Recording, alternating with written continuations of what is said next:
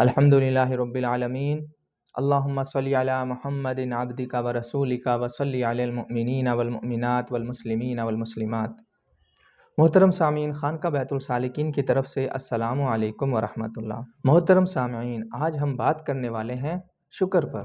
ہر کسی کا شکرانہ ادا کرنا چاہیے۔ اگر ہمارے ساتھ کوئی احسان کرتا ہے یا ہماری کوئی مدد کرتا ہے، ہیلپ کرتا ہے، تو اس کو ہم شکریہ کہتے ہیں۔ جس طرح کہ ہمیں اسلام میں سکھایا گیا ہے، احسان کا بدلہ جزاک اللہ سے دینا چاہیے، یعنی کہ جزاک اللہ کے الفاظ ہم بولتے ہیں۔ اسی طرح ہم مسلمانوں کو ہر وقت اللہ تعالیٰ کا شکر ادا کرتے رہنا چاہیے۔ اللہ تعالیٰ کے ہم پر بہت زیادہ احسانات ہیں۔ اللہ تعالیٰ نے الحمدللہ ہمیں مسلمان بنایا، مسلمان گھر میں پیدا فرمایا۔ ایک ایک نعمت کا شکر ادا کرنا چاہیے۔ ہم سوچ بھی نہیں سکتے، یہاں تک کہ ہم سے ایک آنکھ لے لی جائے تو ہمارا کیا حال ہوگا۔ یہاں تک کہ یہ جو ہمارے ناخن ہوتے ہیں، ناخن کے اوپر ایک پردہ ہوتا ہے، اگر وہ پردہ نہ ہو تو اس سے کتنے نقصان ہیں ہمیں تب پتہ چلے گا جب وہ پردہ نہ ہوگا۔ اس وقت ہمیں یہ محسوس نہیں ہوتا، جو نعمت ہمارے پاس ہوتی ہے اس کی ہمیں قدر نہیں ہوتی۔ تو اللہ تعالیٰ کا ہم پر بہت احسان ہے۔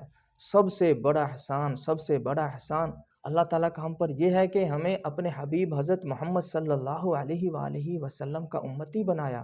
ایک حدیث سے بھی ثابت ہے، نبی پاک صلی اللہ علیہ وسلم نے بھی حکم فرمایا ہے کہ ہر نماز کے بعد ہم اللہ تعالیٰ کا شکر ادا کریں، اور ہمیں ایک دعا سکھلائی ہے۔ حضرت معاذ رضی اللہ عنہ کو نبی پاک نے فرمایا کہ نماز کے بعد یہ دعا آپ پڑھتے رہا کریں، اللہم اعنی علی ذکرک و شکرک و حسن عبادتک۔ اے اللہ، اپنے ذکر، شکر اور اچھی عبادات سے میری مدد فرما۔ تو یہ ہے، جب ہم دعا نماز کے بعد پڑھیں گے تو یقیناً ہم اس حق تو ادا نہیں کر سکتے، مگر اللہ تعالیٰ کا کچھ شکر ادا ہو سکتا ہے، کیونکہ ہمارے نبی پاک صلی اللہ علیہ وآلہ وسلم نے شکرانہ ادا کرنے کی یہ دعا ہمیں سکھلائی ہے۔ اس طرح ہم اللہ تعالیٰ کی خوشنودی بھی حاصل کر سکتے ہیں۔ فی امان اللہ۔ السلام علیکم ورحمۃ اللہ۔